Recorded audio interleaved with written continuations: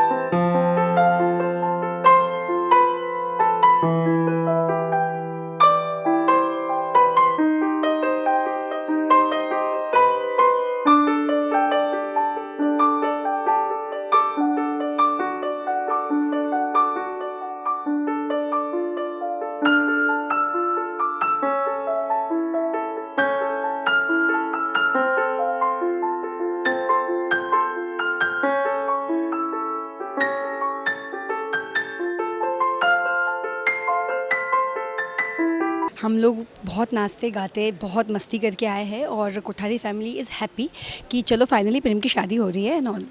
तो मंडप भी सज गया है, वरमाला भी इनफैक्ट हो गया है, सब कुछ हो गया है। बात आई है कन्यादान की। कन्यादान पे भी थोड़ा बहस हुआ है as usual, Kotharis versus Shahs and वो।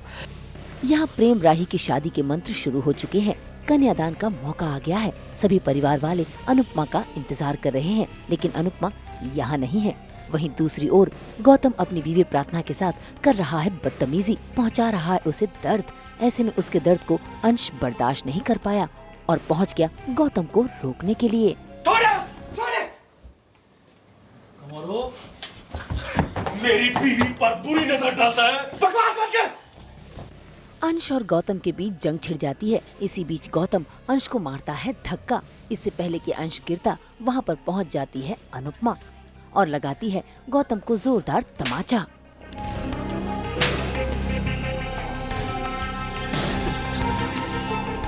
उसी दिन मारना चाहती थी जिस दिन राही ने मुझे बताया कि तूने उसके साथ बदतमीजी की थी, लेकिन फिर प्रार्थना की तरफ देखकर चुप रही, सिर्फ इसकी वजह से।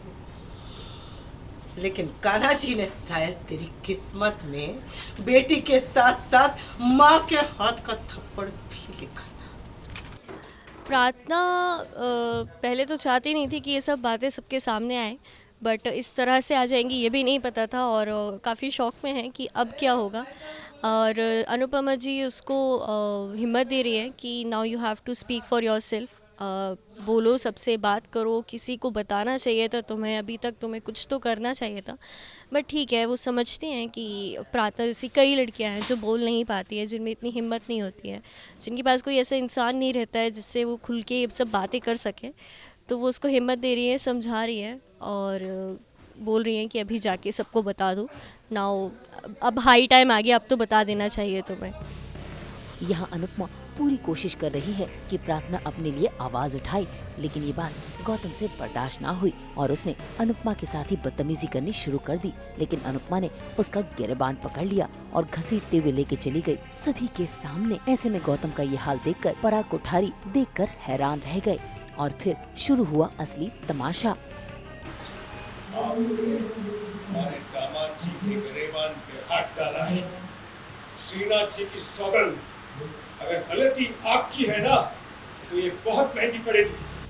सच जानने के बाद प्रेम ने भी अपना आपा खो दिया और वो पहुंच गया अपने जीजाजी पर हाथ उठाने, क्योंकि उसके जीजाजी ने उसकी बीवी और उसकी बहन दोनों को ही दुख जो पहुंचाया है। इस इंसान ने मेरी बहन के साथ जुल्म किया और मेरी राही के साथ बदतमीजी की। इसे तो पुलिस से डील करेगी। विशाल भैया काका, आज दामाद मुझे होकर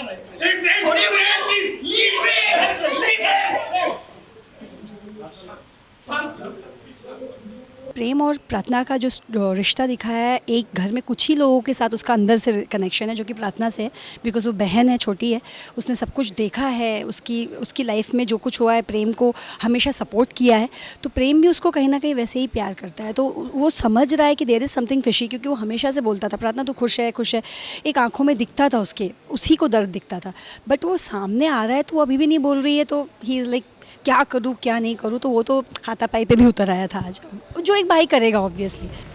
प्रेम को तो रोक लिया, लेकिन आज अनुपमा शांत नहीं बैठेगी। ऐसे में अपने परिवार की इज्जत को संभालते हुए पराग ने सभी बारातियों को हाथ जोड़कर घर से बाहर जाने के लिए कह दिया। और फिर शुरू हुआ असली तमाशा, क्योंकि गौतम अपने आप को बचाने के लिए नकली ड्रामा शुरू कर देता है। अपने आप को एक बार नहीं बल्कि बार बार लगातार थप्पड़ पर थप्पड़ मारता है।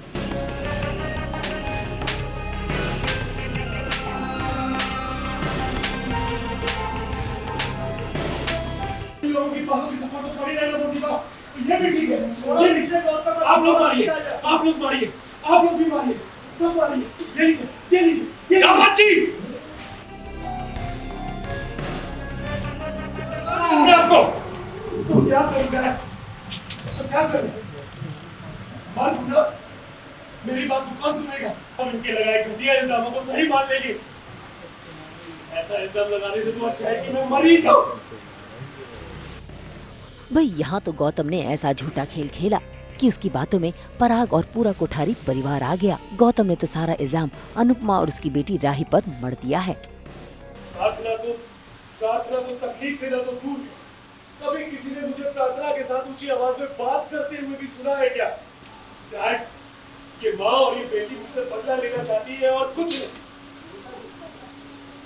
उस दिन राही के पापा को हल्दी में जब बुलाया तो उसके पापा ने इसकी माँ का पूरा पास सबके सामने ला दिया, इसलिए और कुछ नहीं। इन्हें लगता है कि यही बस एक सियानी है, क्योंकि इन्होंने 4 दिन में मेरा वो रूप देख लिया जो आप लोग सालों में नहीं देख पाए। हाँ, क्या कोठारी परिवार में इतनी भी अकल नहीं है कि वो मुझे सालों में पहचान नहीं पाए? गौतम की ये बातें सुनकर अंश ने चाहा कि प्रार्थना अपने लिए आवाज उठाए। ऐसे में गौतम पहुंच गया प्रार्थना के पास और आंखों से ही उसे डरा धमका रहा है, जिसके चलते प्रार्थना ने सभी के सामने अपने किए हुए जुल्म को नकार दिया। प्रार्थना, अब तुम ही बोलो, मैंने कभी तुम्हें डांटा, तुम्हें गाली दी, तुम्हारी डिसरिस्पेक्ट की? उस दिन राही से जब मैं टकराया था तो तुम भी वही थी ना? तुम बताओ, क्या मैंने राही को गलत तरीके से छुआ था? गौतम ने ऐसा कुछ नहीं किया जैसे ये लोग बोल रहे हैं। आंटी और खुशबू गलत है। राही, तुम क्या बोल रही हो ये सब? तुम पागल हो गई हो? अच्छा, तुम कर क्या रही हो? और वो अपनी बेटी की खुशी की परवाह किए बिना तुम्हारे रह रही है, और तुम?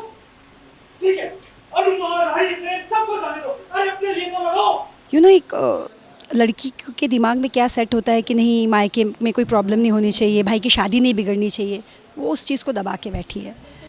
भाई प्रार्थना की गवाही ने तो सारा माजरा ही पलट दिया। अब देखना होगा कि कोठारी परिवार अपने दामाद जी की बेइज्जती का बदला कैसे लेंगे। क्या प्रेम और राही की शादी पर वाकई ब्रेक लग जाएगा? ये देखना काफी दिलचस्प होगा। मुंबई से रोशनी विश्वकर्मा और शीतल कावा के साथ ब्यूरो रिपोर्ट। हम तो 24/7 करते हैं आपके एंटरटेनमेंट के हर सपने को पूरा। तो अगर आपको ये वीडियो पसंद आया है, आप इसे लाइक करें, कमेंट देके अपनी राय ज़रूर दें। ऐसे ही एक्सक्लूसिव कंटेंट के लिए हमारे चैनल को सब्सक्राइब ज़रूर करें। अगर आप ये वीडियो फेसबुक पर देख रहे हैं तो हमारे फेसबुक पेज को भी फॉलो करें। नाम तो आप सब जानते ही हैं ना, सास बहू और बेटियाँ।